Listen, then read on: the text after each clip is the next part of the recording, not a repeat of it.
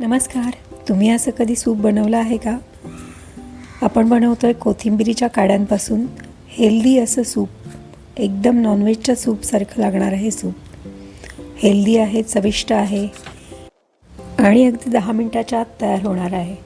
जेव्हा तुम्हाला जेवणाचा कंटाळा आला असेल किंवा थोडंच लाईट काहीतरी खायचं असेल त्यावेळेस असं बनवू शकता.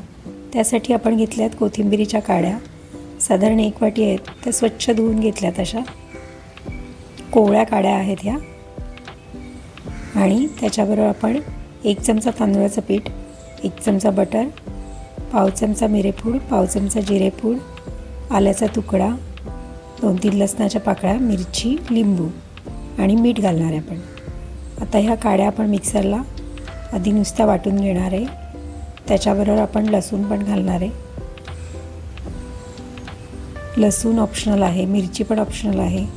आवडत असेल तर घाला. तुम्हाला नुसतंच तसं बनवायचं असेल तर तसंही बनवू शकता.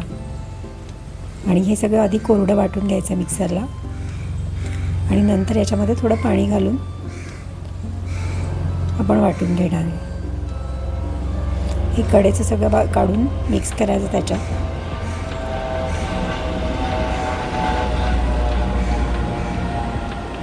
आणि मिक्सरला वाटून घेतलं आपण. आता हे छान गाळणीने गाळून घ्यायचं, म्हणजे चोथा सगळा वरती राहतो. आणि परत मिक्सरला ते वाटून घ्यायचं, परत गाळून घ्यायचं. असं 2 ते 3 वेळा आपल्याला ही कृती करायची. आणि हा चोथा छान असा पिळून घ्यायचा हाताने, म्हणजे सगळा त्यातला अर्क आपल्याला मिळतो.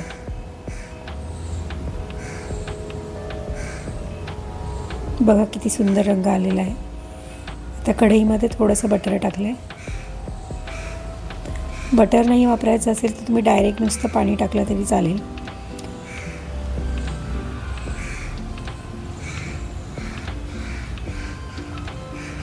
बटर मेल्ट झालं आहे.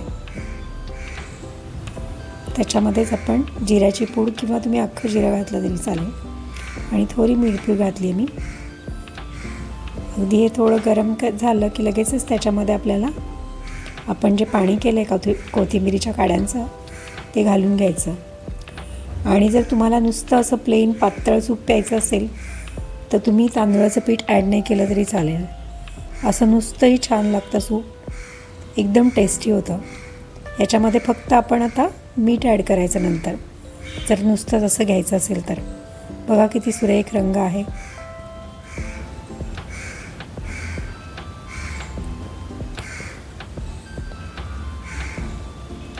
आता याच्यामध्ये तांदळाचं पीठ घालतो आहे. हे पण ऑप्शनल आहे. नुसतं प्लेन सूप पण खूपच सुंदर लागतं. आता त्यामध्ये पाणी घातलं आपण आणि ते हळूहळू मिक्स करतो आहे. छान अशी क्रीमी कन्सिस्टन्सी येते, म्हणजे मुलांना पण आवडतं. मुलांना असं क्रीमसारखं दिसणारं सूप छान आवडतं. आणि वरनं थोडं मीठ घातलं आहे आपण चवीनुसार. आणि आता याला छान 2-3 मिनटं उकळी काढायची आपल्याला. उकळलं की छान टेस्टी सूप तयार होतं.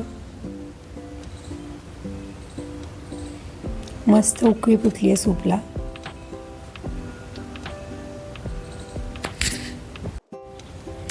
एकदम छान असं नॅचरल हिरव्यागार रंगाचं सूप तयार झालेलं आहे.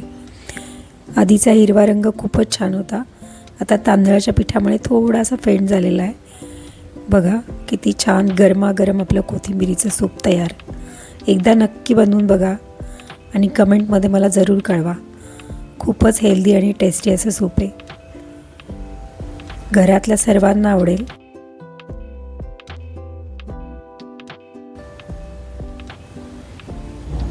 आणि वरून असं लिंबू पिळत आपण हवी असेल तर मिरपूड पण टाकायची की आपलं मस्त टेस्टी गरमागरम कोथिंबिरीचं सूप तयार.